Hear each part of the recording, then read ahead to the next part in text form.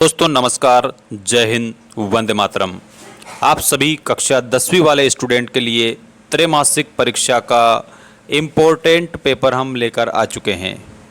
देखिए यहाँ आपका हिंदी विषय का पेपर है। पहला पेपर आपका 18 तारीख है।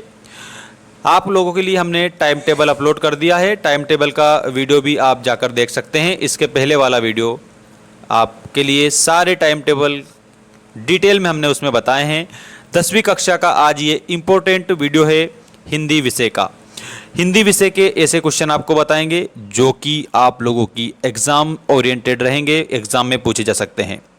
त्रैमासिक परीक्षा का कोर्स सभी स्टूडेंट का कंप्लीट हो चुका है। दोस्तों आप सभी स्टूडेंट को हमारा मेंस एजुकेशन ऐप डाउनलोड करना है।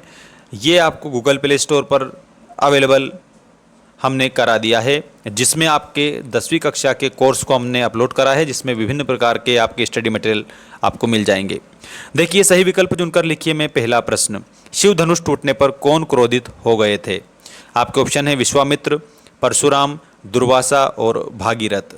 तो जब शिव जी का धनुष टूटा था तो क्रोधी मुनि हुए थे परशुराम। परशुराम के क्रोध को किसने बढ़ा दिया था? तो आप लोगों को लक्ष्मण बताना है। भगवान लक्ष्मण ने परशुराम के क्रोध को और अधिक बढ़ा दिया था। इसके बाद ये रहा आपका अगला प्रश्न, रीतिकाल को कितनी काव्य धाराओं में विभाजित किया गया है? तो दोस्तों रीतिकाल को एक बात मैं बता देता हूँ, आप लोगों को याद रखना है, श्रृंगार काल के नाम से भी जाना जाता है।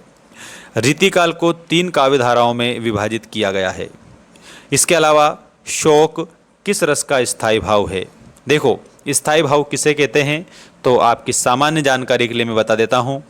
ऐसे भाव जो मनुष्य के हृदय में स्थायी रूप से विद्यमान होते हैं उन्हें स्थायी भाव कहा जाता है।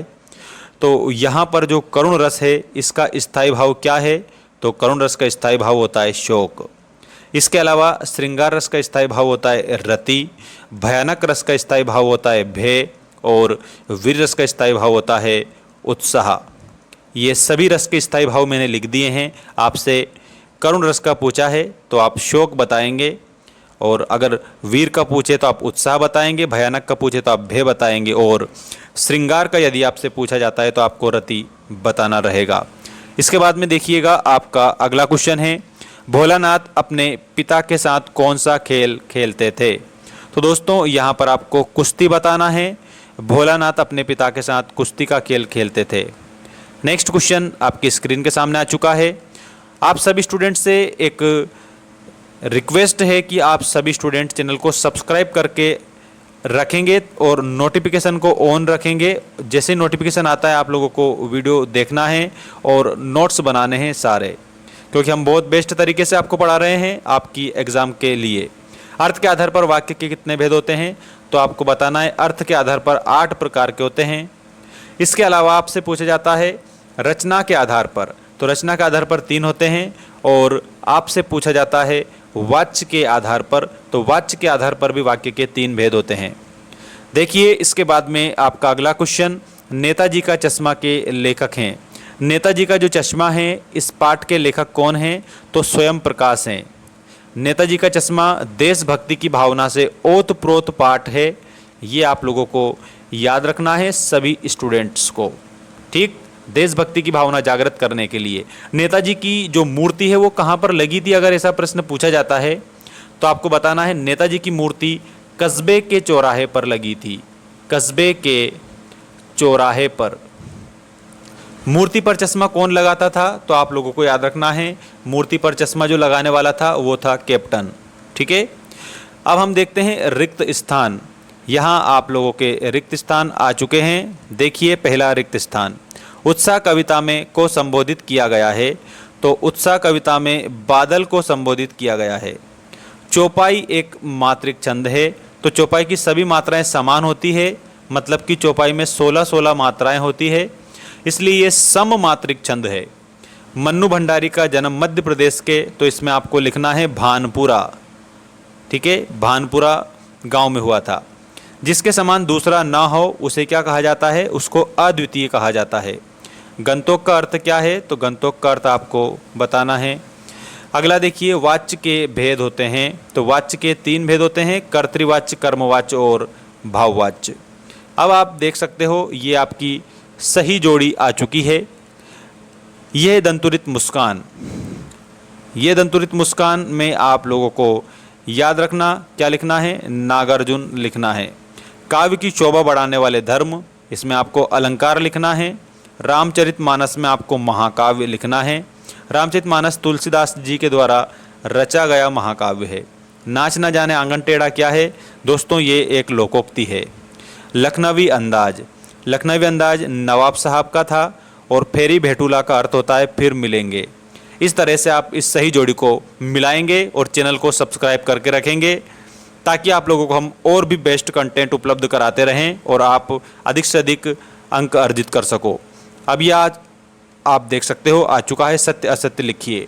बाल गोविंद भगत की आयु 50 वर्ष थी, तो बिल्कुल आप लोगों को 50 से 60 वर्ष बताना है। सीता स्वयंवर में राम लक्ष्मण मुनि विश्वामित्र के साथ गए थे, तो यहाँ पर आपको सत्य बताना है। रीढ़ नरकट एक प्रकार की घास से बनाई जाती है, ये भी आप लोगों को सत्य बताना है। दोहा छंद में 16 मात्राएं होती है, इसमें आपको असत्य बताना है क्योंकि दोहा छंद में 24 मात्राएं होती है। सज्जन में स्वर संधि है, अभी देखते हैं कौन सी संधि है। हम इसको तोड़ेंगे तो सत प्लस जन बनता है। ये ता जो है ये व्यंजन है, इसका मतलब कि सज्जन में व्यंजन संधि हमारी बन जाएगी। ठीक। हिरोशिमा कविता अज्ञेय द्वारा लिखी गई थी, इसमें आप लोगों को सत्य बताना है। और अज्ञेय द्वारा लिखी गई थी हिरोशिमा कविता, और कहाँ पर बैठे बैठे, रेलगाड़ी में बैठे बैठे लिखी गई थी, तो इसका अर्थ ये सही है।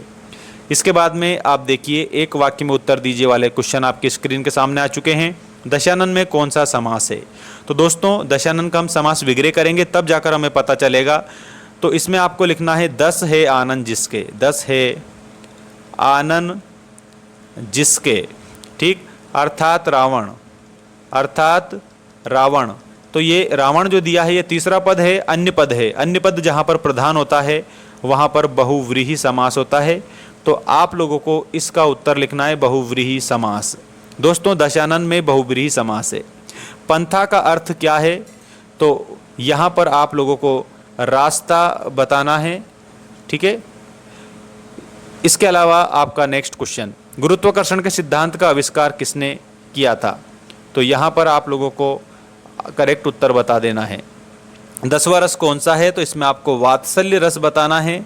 वात्सल्य रस को 10वां रस कहा गया है और वात्सल्य रस के जो सम्राट हैं वो सूरदास जी हैं। यहाँ पर आपको याद रखना है क्योंकि सूरदास जी ने भगवान कृष्ण की बाल लीलाओं का बड़ा ही मनोरम ढंग से वर्णन किया है। वात्सल्य भाव मुकरित हुआ है उनकी रचनाओं में, इसलिए सूरदास जी को वात्सल्य रस का सम्राट कहा जाता है। सूरदास वात्सल्य रस का यहाँ पर वर्णन करने वाले कवि माने गए हैं। अगला प्रश्न देखिए, तारकेश्वर को पिताजी प्यार से क्या कहकर पुकारते थे? तो तारकेश्वर को उसके जो पिताजी है प्यार से भोलानाथ कहकर पुकारते थे। मैं क्यों लिखता हूँ किसकी रचना है? तो दोस्तों प्यारे विद्यार्थियों आप लोगों को अज्ञेय बताना है। अज्ञेय की रचना है मैं क्यों लिखता हूँ। अगर आपको इसका पूरा PDF चाहिए तो आप सभी स्टूडेंट को ऐप डाउनलोड करना है।